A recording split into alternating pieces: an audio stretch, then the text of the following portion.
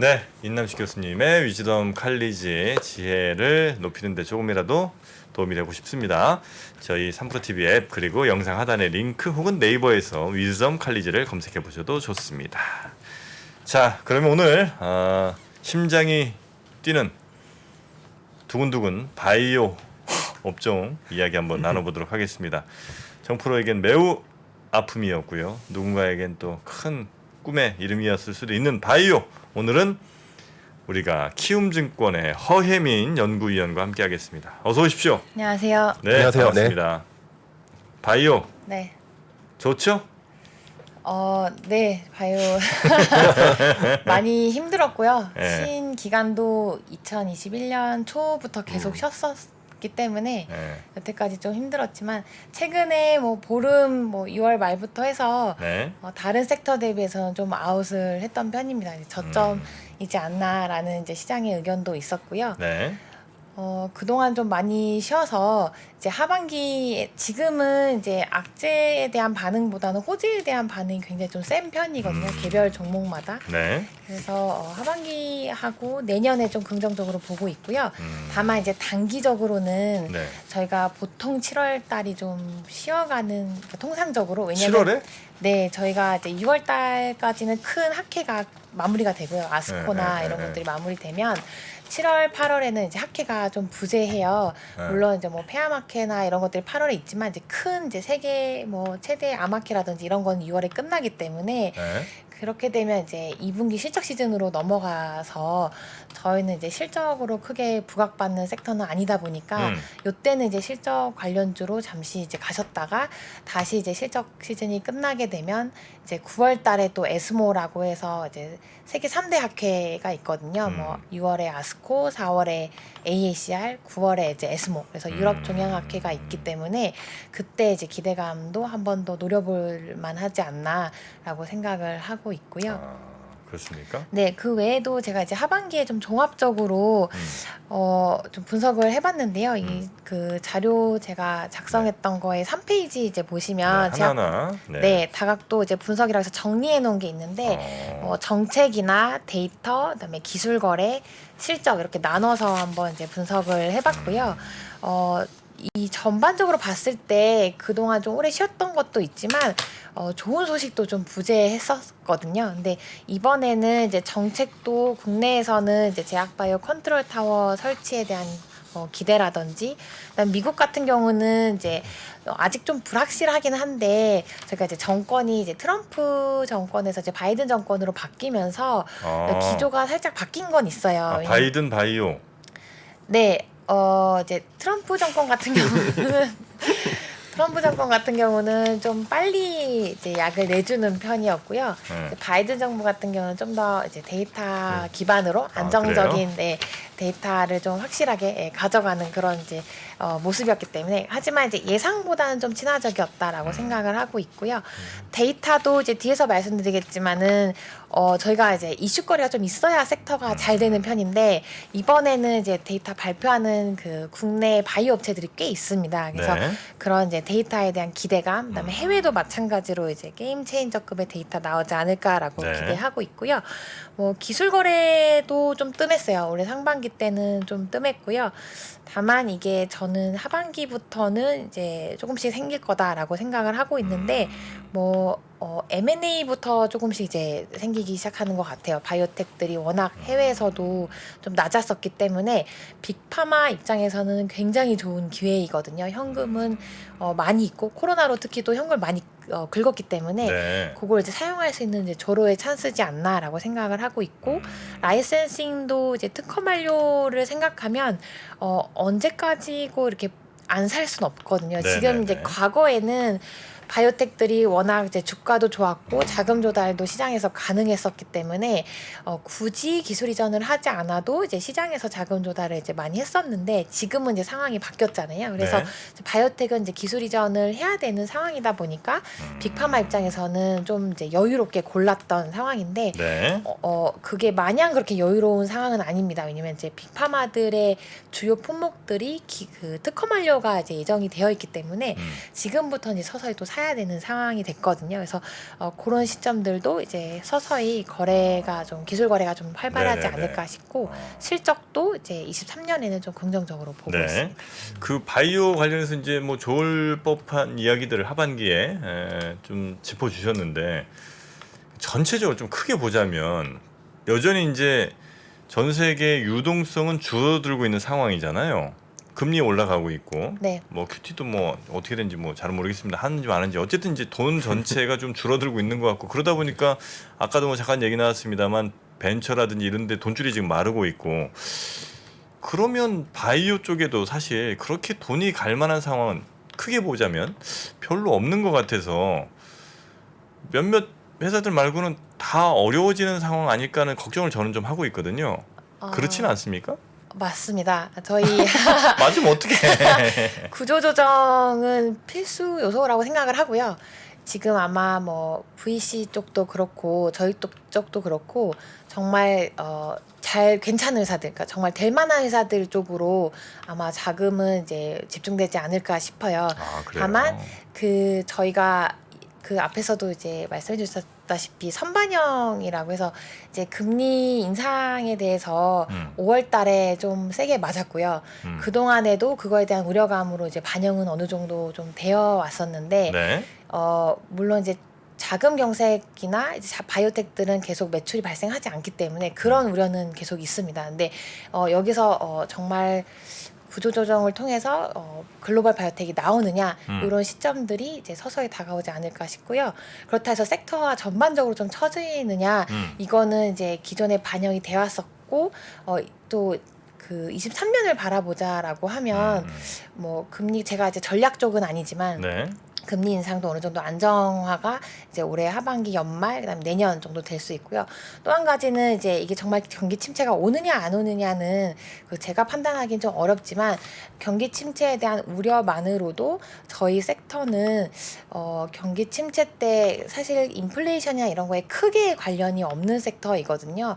경기 침체가 되든 안 되든 약은 드실 거고 고령화는 계속 되기 때문에 그런 부분에 있어서는 좀 자유롭다라고 말씀드리고 싶어요. 게다가 개별 종목들에 대한 그 호재거리, 이제 좋은 데이터들 발표가 된다라고 하면 다시 투자 심리는 좀 개선될 수 있지 그러니까 이게 예전처럼 다 같이 우르르 가느냐 이거는 아닐 거라고 보고요. 다만 이제 선별적으로 좋은 회사들 위주로 갈 거다라고 생각하고 있습니다. 그래서 6월달에 장 급락할 때 바이오가 좋았죠. 지금 맞아요. 우리 연구원님 말씀처럼 인플레이션에 가장 덜 취약한, 그러니까 취약하지 않은, 그나마 잘 버틸 수 있는 섹터가 필수 소비재랑 바이오 이 두 개가 된 거예요. 근데 그래요? 필수 소비재는 원재료에 대한 부담이 있잖아요. 아무튼 공물가가 인플레이션이 되면 공물가가 오르기 때문에 얘도 약간 살짝 불편했던 건데 바이오는 뭐 아무튼 인플레이션 되든 안 되든 지금 말씀하신 것처럼 약은 계속 소비는 있을 거고 고령화는 진행되니까 그러면서 6월달 바이오가 매우 좋았어요. 네. 그냥 좋은 정도가 아니고 종목 단으로는 그죠. 굉장히 네. 많이 오른 종목이 많습니다. 저희 아웃퍼폼 굉장히 많이 했고요. 바닥권에서 많이들 좀 반등한 편이고요.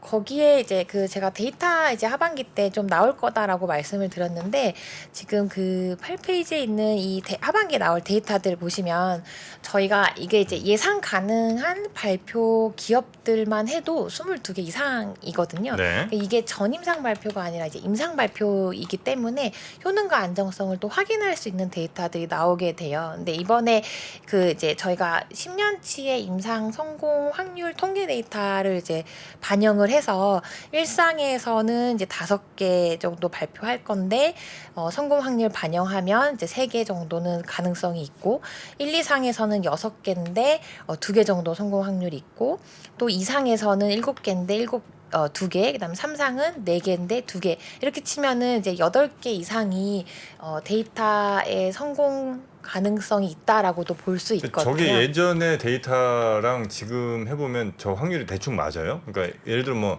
500개 중에 20개, 뭐 500개 중에 200개 이러면 이제 제가 대충 맞을 것 같은데 예를 들어 5개 중에 3개다, 혹은 뭐 7개 중에 2개다. 이거는 모수가 작죠. 너무 작아서 네, 모수 작고요. 네. 제가 근데 작년에 그 데이터 발표하는 회사들 국내 업체들만 추려서 네. 이 임상 성공 확률가 맞느냐라고 봤었을 때는 2, 3, 4단계 그 30%는 얼추 저희도 맞았거든요. 이제 국내 이제 발표했던 업체들 위주로 봤을 때 물론 이제 모수가 작기는 하지만 성공 확률을 대입했을 때는 이렇게 성공 가능성 있는 업체들이 좀 있다, 덜어 있다. 그러니까 저희가 예전에 그 삼상 쭉 실패했었을 때 보면은 사실 삼상 성공 확률이 이제 58%였지만 당시에는 전부 다 실패를 했었거든요. 근데 지금은 이제 그때하고는 좀 펀더멘탈이 또 다르기도 하고 글로벌 임상하는 업체들도 좀 있기 때문에 그때와는 좀 다를 거라고 기대를 하고 있고요. 10페이지 보셔도 이 회사들이 이제 그 말씀드렸던 회사들의 이제 구체적인 업체들인데 네. 보시면은 이제 일상만 또 많다라고 하면 좀 재미없을 수 있겠죠. 왜냐하면 일상은 이제 안정성 위주로 발표를 하기 때문에 주식시장에 그렇게 큰 영향을 미치진 않지만 네네. 이번에 발표하는 업체들 보시면 대체적으로 1, 2상 혹은 2상 뭐 이런 업체들이 많거든요. 그래서 효능을 좀 확인할 수 있는 물론 2상이 성공 가능성이 가장 적습니다. 30%밖에 안 되긴 하지만 그래도 여기서 이제 발표하는 업체들이 좀 있고 실제 바이오텍 업체들도 좀 자신감을 내보이는 회사들이 있기 때문에 뭐 하반기에는 좀 다 성공하진 않더라고 하더라도 이 중에 이제 몇 군데만 성공해도 저는 좀 긍정적이다라고 보고 있습니다. 뭐 많네요, 그죠? 네, 회사들 꽤 많고요. 한올 바이오파마가 안구건조증 치료제를 또 냈습니까? 네, 원래 하고 있어요. 네. 아 그래요? 네. 네. 안구건조증 치료제는 전 그 G3BNT 그러니까 HLB 테라피틱스만 하는 줄 알았더니 네, 그렇지 않군요. 네, 한올도 하고 있고요. 일단 3-1상 임상은 이제 주평가 지표를 달성을 못했고요. 이 안구건조증 임상이 사실 굉장히 어렵고요. 왜냐하면 어려워요? 이게 어느 지역에서 임상을 하느냐 이게 주간 지표잖아요. 네네. 그래서 어느 지역에서 임상을 하느냐에 따라서 건조한 결- 데서 임상을 하게 되면 조금 더 상대적으로 이게 치료가 된다라고 느끼시는 경우도 있고요.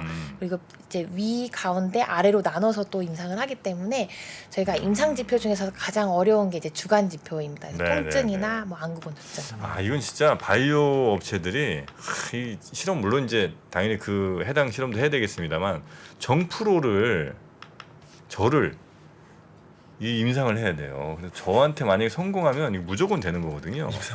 임상 참가하셔가지고 제가? 괜찮으시겠어요? 그 왜? 부작용 같은 거 그것 때문에 쉽지 않은 거죠. 그래요? 그 돈이 많이 그렇죠. 드는 겁니다. 돈을 환자분들한테 좀 그 약이 네. 제대로 워킹하면 모르겠지만 물론 그 부작용이 무서운 거잖아요. 그 약간 실험 대상이 되시는 건데 괜찮으시겠어요 지금? 그 일상 지금도 눈이 건조증에 힘드신데 일상 네, 뭐 통과했다. 인류 건강에 기여하신다면 그런 사명감으로 네. 하시는 거죠. 네, 네. 돈보다는. 네, 뭐야, 그렇습니다. 갑자기? 네, 아니, 돈 되게 많이 주거든요. 돈 받지 마시고 얼마 주는데? 그냥 생각보다 많이 줍니다. 그래요? 네, 네. 뭐 항암 쪽도 좀 많이 암까지는 아니고요. 그러니까 사명감으로 하신다 네. 그러면 네. 뭐 기사가 많이 나올 것 같습니다. 그래요? 네네. 근데 보통 한 몇십만 원 줘요? 더 주죠. 드리죠. 네, 더 목숨 드리죠. 걸고 하는 건데. 안구건조증에? 하다가 눈 그쵸. 잘못되면 그리고 어떡합니까? 또 입원하시면 더 드리기도 하고요. 그래요? 네. 아니 뭐 어차피 진짜 안 되는 건 뭐 이거라도 해보는 거지 뭐 마지막. 마지막은 아니고 네.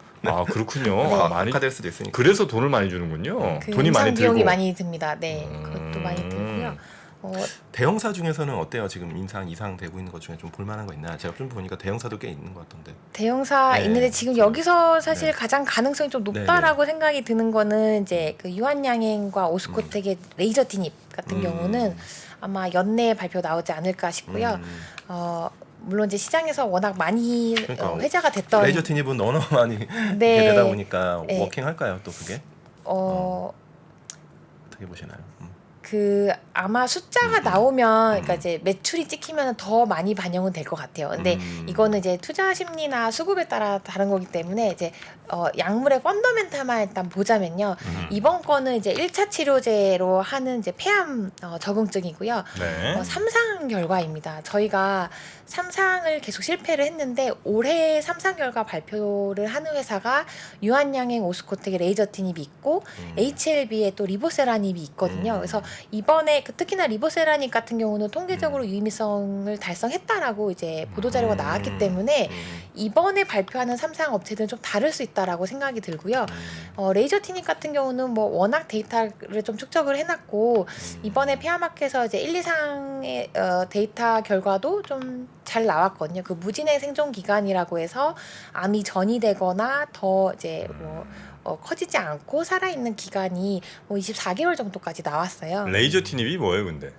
약물 프로젝트 명이고요. 네. 폐암 치료제입니다. 항암 치료제고요. 그 3세대 EGFR TKI라고 해서 이제 EGFR 변이가 있으신 그 폐암 환자분들한테 이제 치료 대상을 두고 이제 연구 개발을 하고 있는 물질이고 경쟁 약품으로는 이제 타그리소라고 이제 아스트라제네카 약물이 있는데요. 네. 그 약물이 이제 6조 7조 정도 지금 팔리고 있고 연애.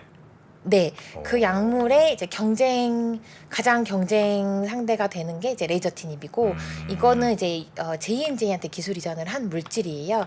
그래서 경쟁 약물이 이제 타그리소인데 직접 비교하기는 어렵지만 타그리소의 무진행 생존 기간이 18.9개월이 나왔거든요. 네.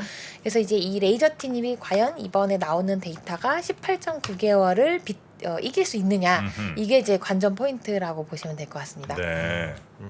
그 생존 기간이라는 건 사람이 아니면 세포? 그러니까 제가 만약에 제가 암 환자인데 네. 이제 저 치료받고. 폐암이다. 예, 네. 그러면 이제 암이 더 전이가 안 되는 게 되게 중요하잖아요. 네, 네. 그러니까 이제 전이가 되지 않고 있는 기간을 말하는 거죠. 전이가 되지 않고 있는 예, 기간. 더 커지거나 암이 더 커지거나 전이 되지 않고 살아있는 기간. 그걸 이제 생존 기간이라고 예, 하는군요. 그게 굉장히 중요한 게요. 그게 한 달, 두 달만 더 늘어나도 이 약을 한두 달 더 드셔야 되잖아요. 그럼 한 달치의 또 수익, 저희 매출단이 더 늘어날 수 있거든요.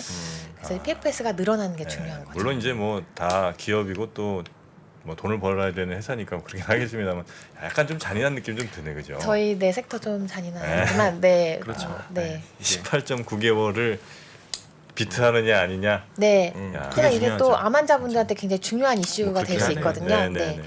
그래서 데이터도 이제 주목하는 데이터는 그렇게 있고 저희 이번에 이 데이터 말씀드린 김에 이제 하반기 전망에서 저희 볼만한 게 이제 25페이지에 있는 예상 이벤트인데요. 그 9월 달부터는 좀 섹터를 유의미하게 보셔야 될 것 같다라고 말씀을 드리는 게 이벤트들이 이제 9월 달부터 본격적으로 나옵니다. 그래서 한미약품의 이제 롤론티스 같은 경우 한번 허가 보완 서류 요청을 받아서 이제 재심사하고 이번 이제 9월 9일에 허가를 받을 수 있느냐, 미국 승인을 받을 수 있느냐, 요게 이제 9월 달에 나오는 이벤트고요.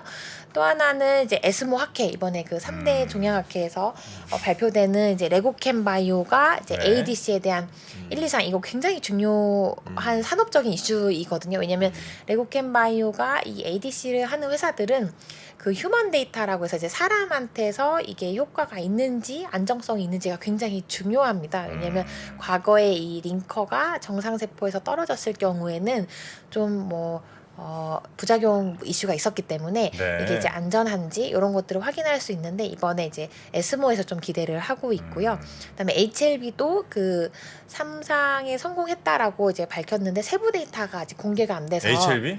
네. HLB 뭐요? 리보세라닙 아파티닙 리보세라닙? 네 그게 이제 캄넬리주맙하고 병용했던 그 간암 데이터가 이제 세부 데이터가 공개되기 때문에 그 세부 데이터가 기존에 있는 뭐 넥사바나 티센트릭과 아바스틴의 병용 이런 것들을 또 이길 수 있느냐 이거를 또 비교해서 뭐 직접 비교는 아니지만 좀 볼 수 있는 요소가 될 이미 거라고. 5월달에 그래서 어떤 한 50% 오른 거잖아요, 그죠? 네, 그죠? 네, 한번 그렇습니다. 근데 더 갈 수 있는.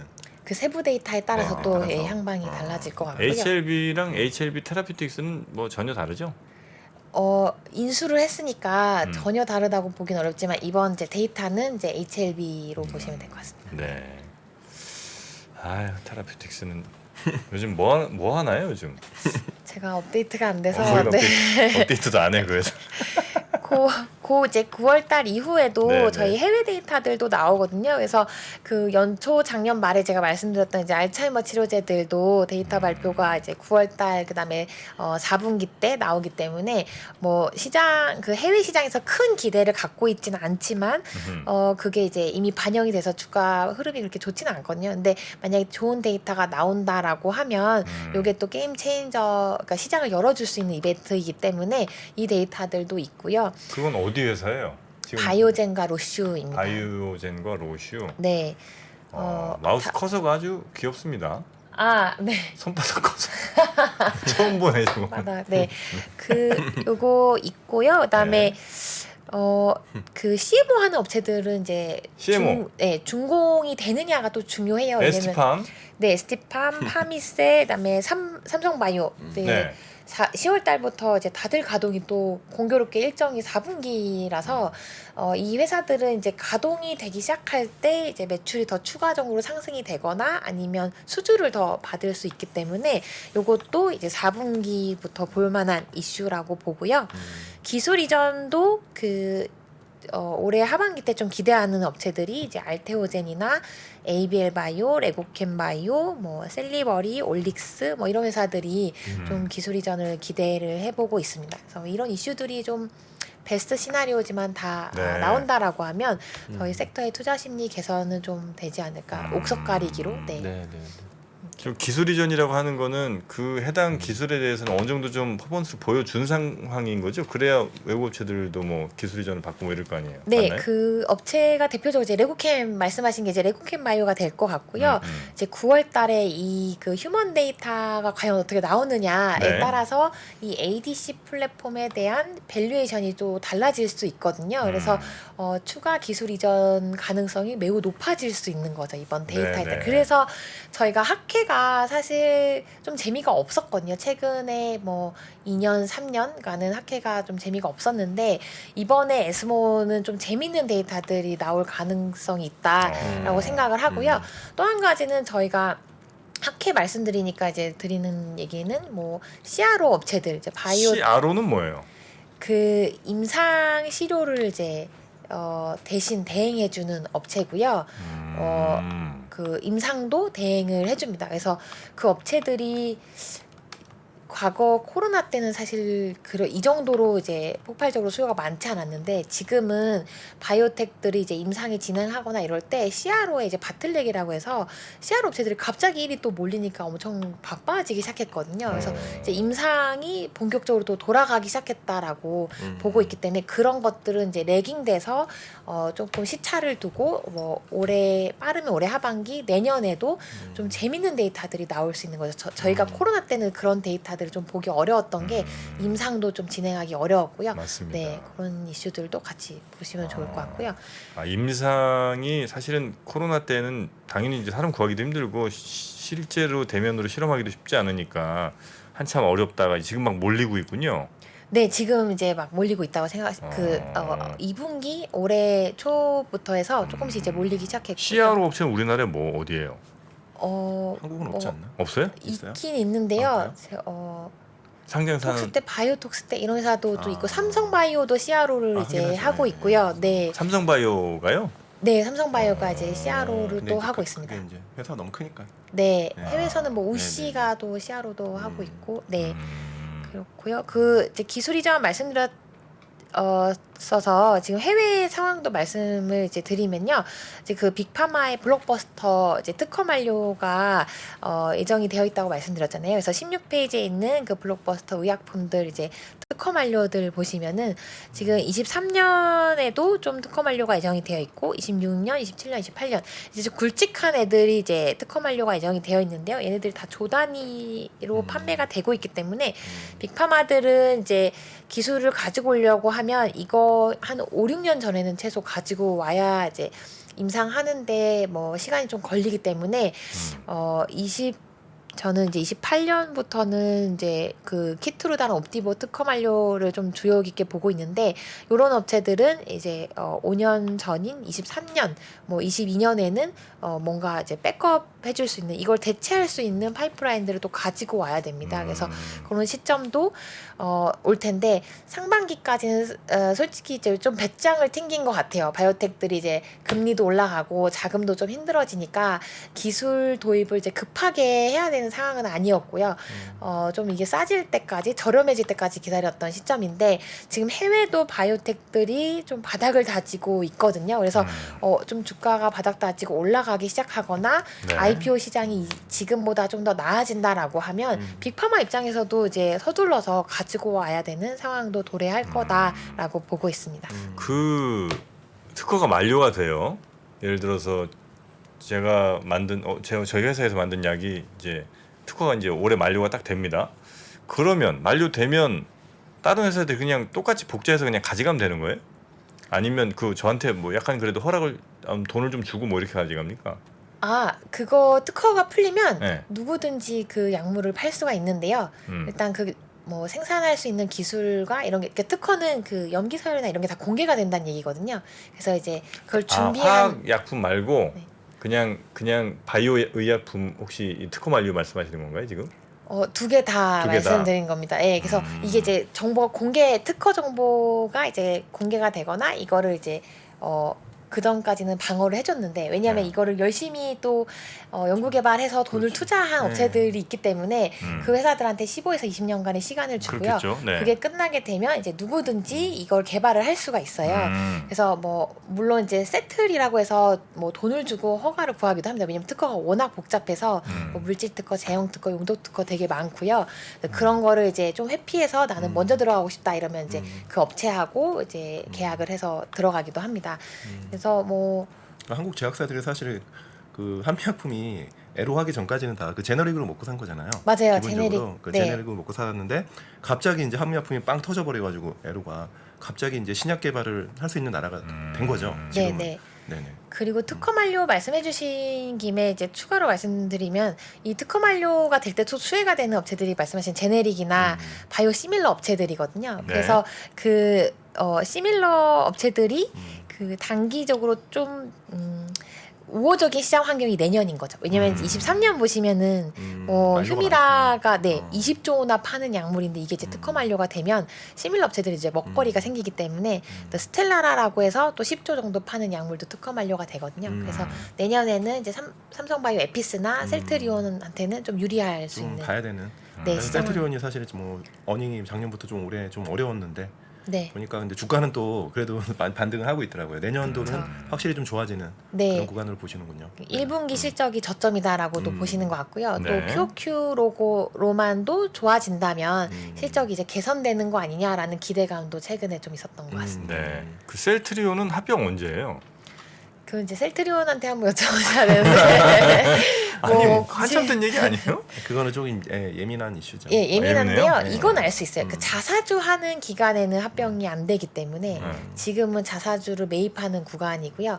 그게 아마 7, 8월에는 이제 공시에 나와 있는 상황이니까 7, 8월에는 이제 자사주가 매입이 끝납니다. 그래서 그 이후에는 또 자사주를 살지 3, 4합병을 할지 한번 지켜보시는 것도 네. 좋은 관전 포인트가 될 것 같아요.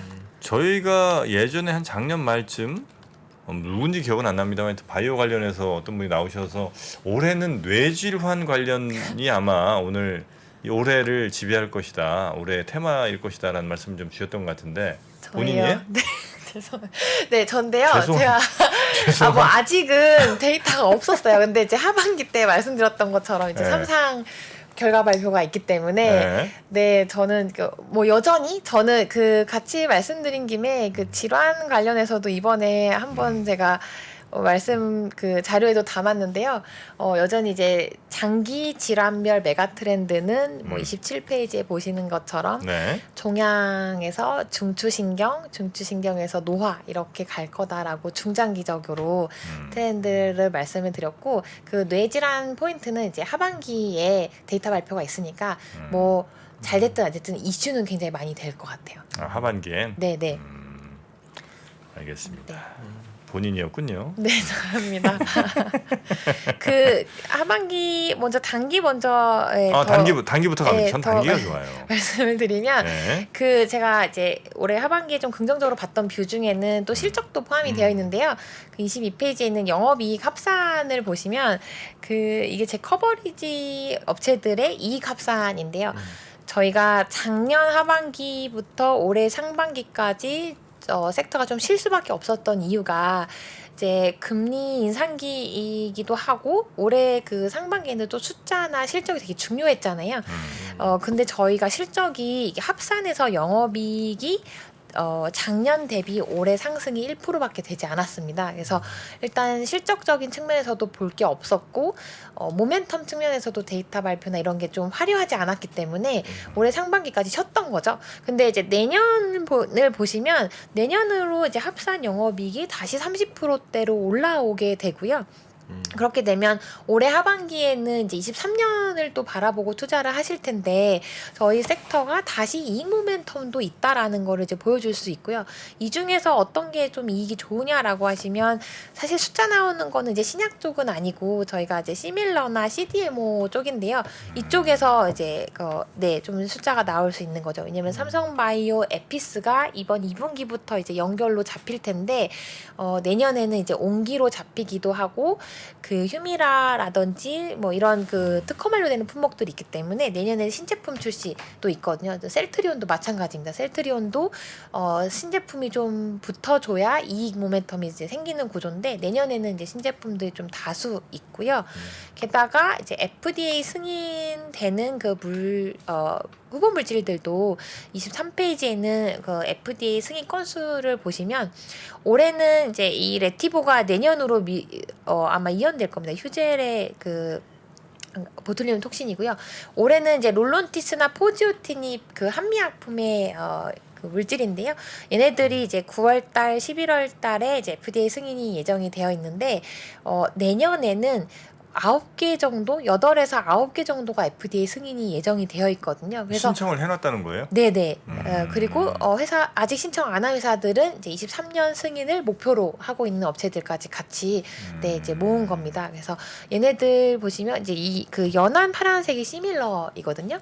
그래서 시밀러가 굉장히 또 많이 있는 해이기 때문에 저희 섹터는 이제 가장 그 시가총액이 큰 게 삼성바이오 로직스와 셀트리온이기 때문에 이 두 업체가 사실 앞에서 이제 끌어주는 게 되게 중요한데 내년에는 이제 삼성바이오 같은 경우는 4공장이 이제 가동이 시작이 되면서 기존에는 1, 2, 3공장이 풀로 이제 돌아갔다 보니까 추가로 더 성장할 수 있느냐라는 게 이제 올해 상반기의 화두였는데 그게 이제 내년에는 4공장과 삼성바이오 에피스가 또 온기로 붙으면서 그게 있을 수 있고 셀트리온도 마찬가지로 이제 이 개선을 보여줄 수 있는 시기가 내년 신제품 출시이기 때문에 이 두 회사가 이제 내년에 좀 모멘텀이 있다라고 보고 있습니다. 네.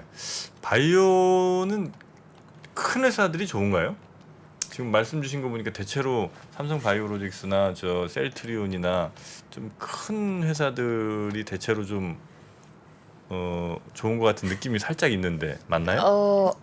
일단은 그 회사들이 가져야지. 네, 아마 팀장님도 동의하실 텐데. 네. 걔네가 안 되면 뭐 다른 거 다 그쵸. 작살나는 거죠. 아 그래요? 그럼요. 그 안에서 끌어줘야지. 그러니까 우리가 반도체 소부장도 전자닉스가 어느 정도는 해줘야지 소부장이 되는 네. 것처럼 아 그런 개념이에요?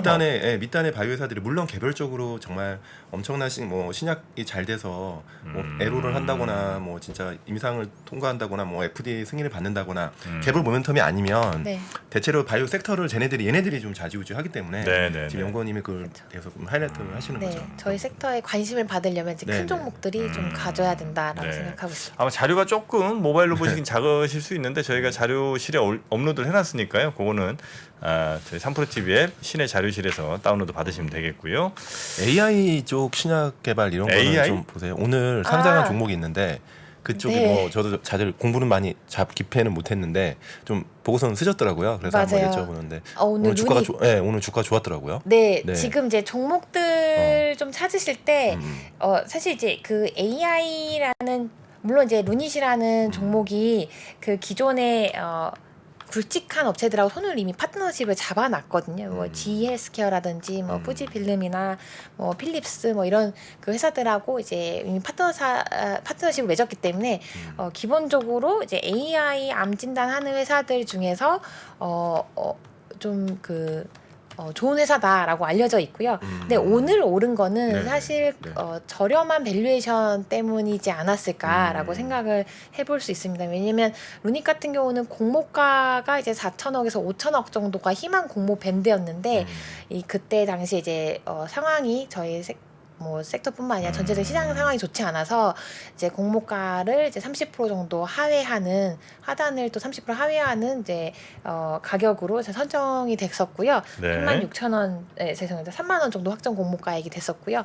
그렇다 보니까 이제 이 정도면은 이렇게 좋은 회사인데 너무 싸지 않느냐라는 인식도 같이 있었던 것 같아요. 근데 이거를 이런 인식을 주게 만든 게 그 앞서 이제 보로노이라는 회사도 공모가에 이제 하단으로 설정이 됐고 상장 이후에는 이제 반등하는 그런 모습을 보였었기 때문에 지금은 이제 상장하는 그 IPO 업체들에 관심 많이 없으시잖아요. 그래서 그 회사들이 기존에 받았던 밸류에이션보다 너무 저렴하다라고 하면 앞으로는 이제 그런 회사들도 좀 주목해서 볼 만하다고 요즘에 생각합니다. 약간 공모주 분위기가 제가 뭐 공모주를 저는 뭐 이렇게 매니저는 아니지만 담당 전담은 아닌데 이제 주변에 이제 공모주 매니저들 보면 이런 거는 완전 그냥 다 스킵이야.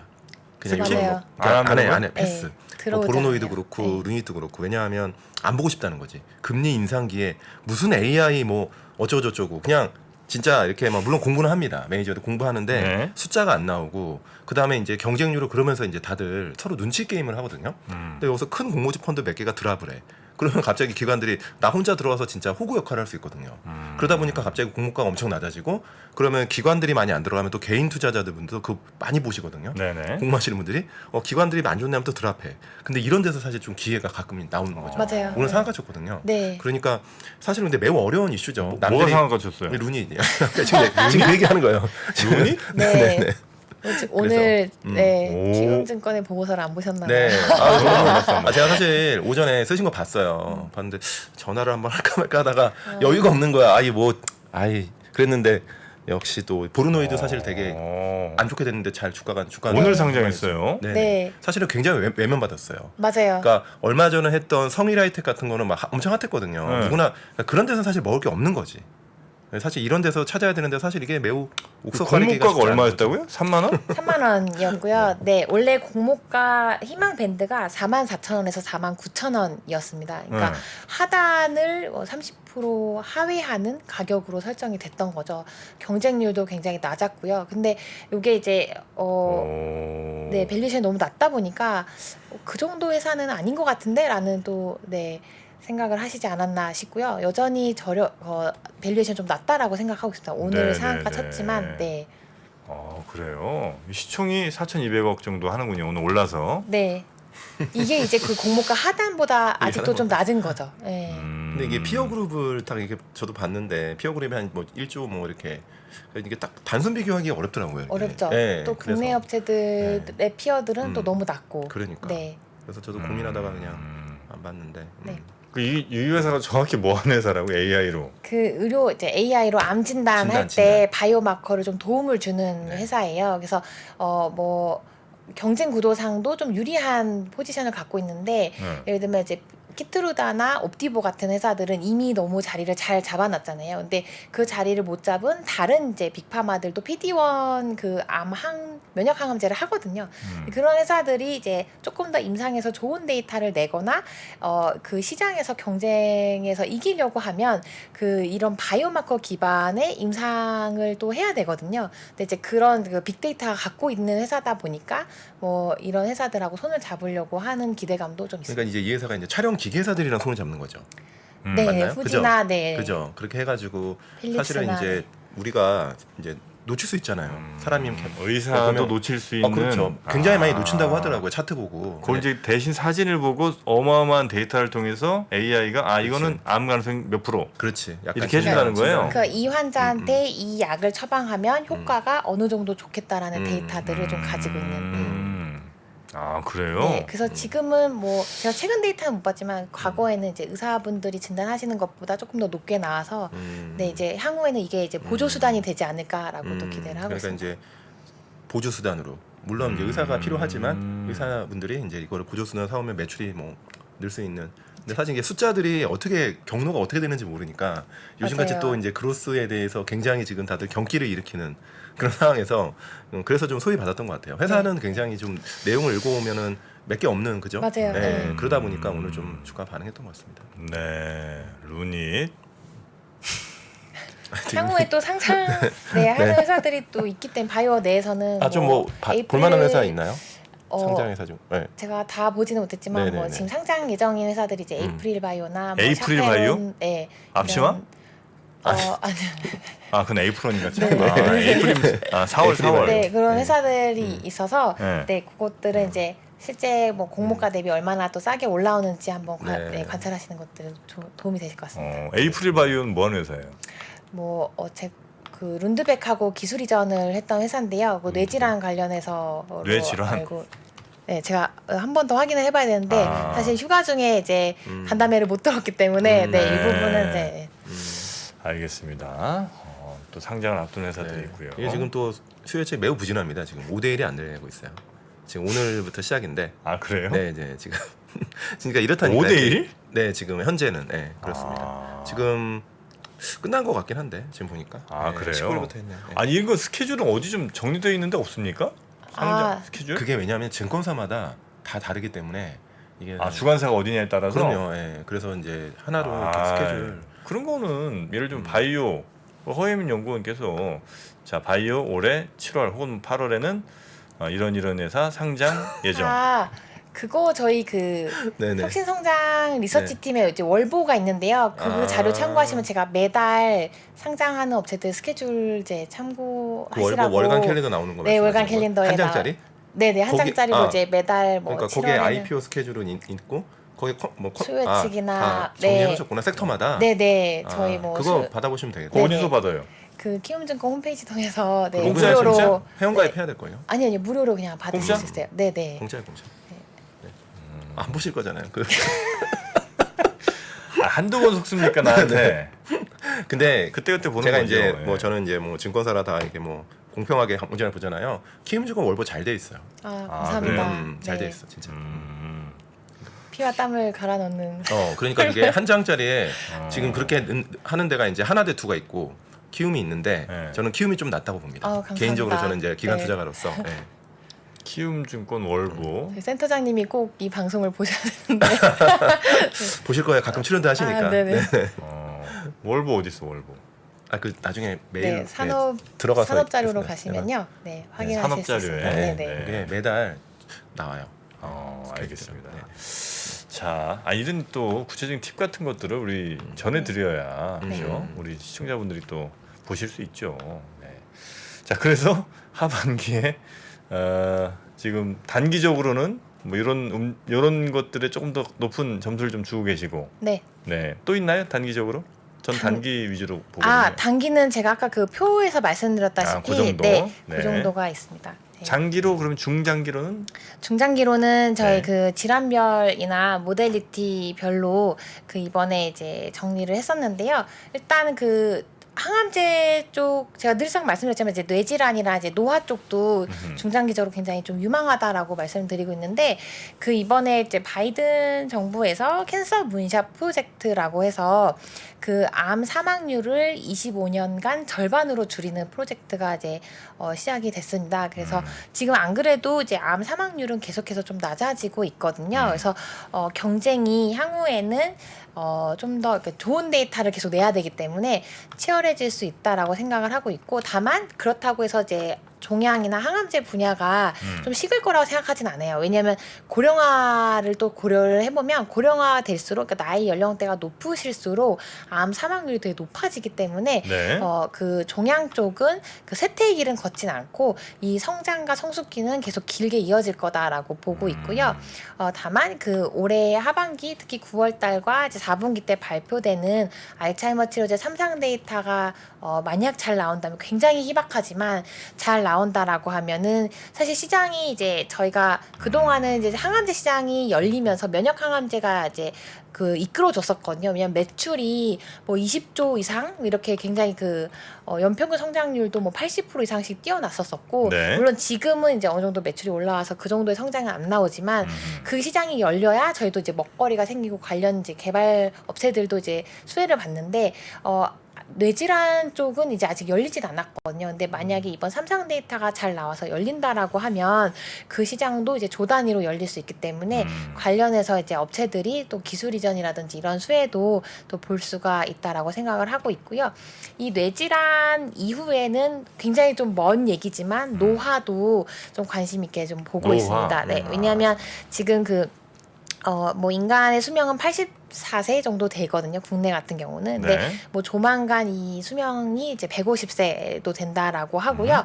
그리고 이 칼리코라는 회사 이제 구글하고 이제 전 제넨텍 대표가 설립한 회사인데 네. 이 회사에서 이제 500세까지 연장시키는 프로젝트가 이제 진행 중이에요. 500세요? 네, 그렇게 되면 사실 이제 한 450년에서 한 400년은 그 나이가 드신 시니어로 사셔야 되잖아요.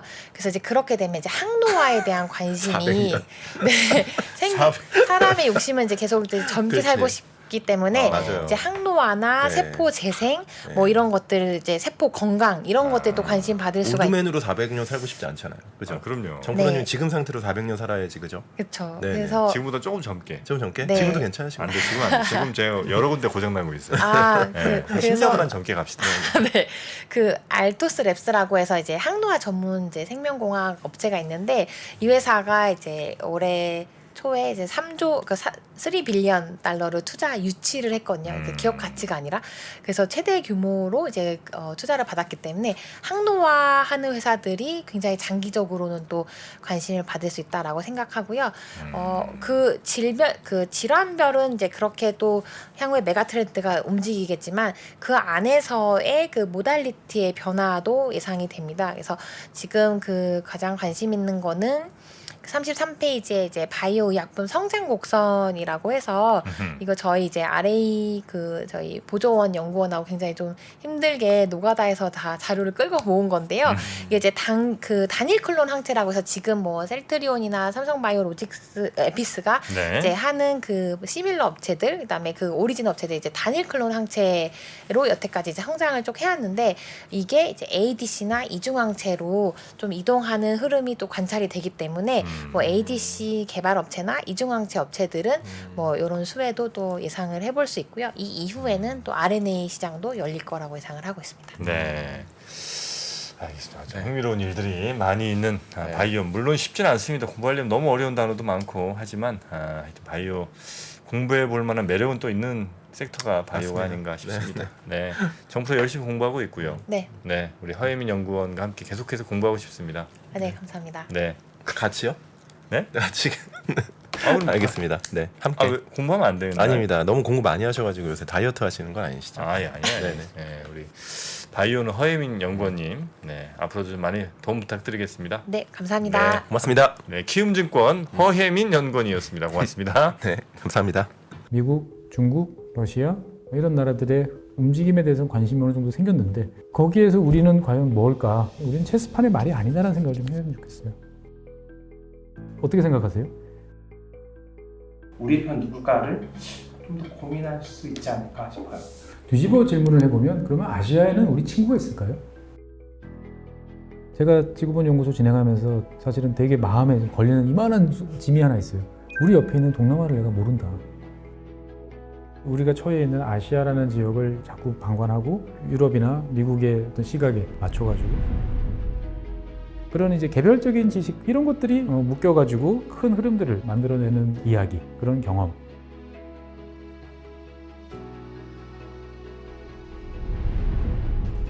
작고 잡다한 지식이라도 그것들을 절대 무시하지 말라. 나는 그건 되게 긍정적이고 그런 지식들을 연결해서 말 그대로 위즈덤이잖아요. 정말 현명해지고 뭔가 남들하고는 좀 차별화된 그러한 관점 그리고 그러한 비전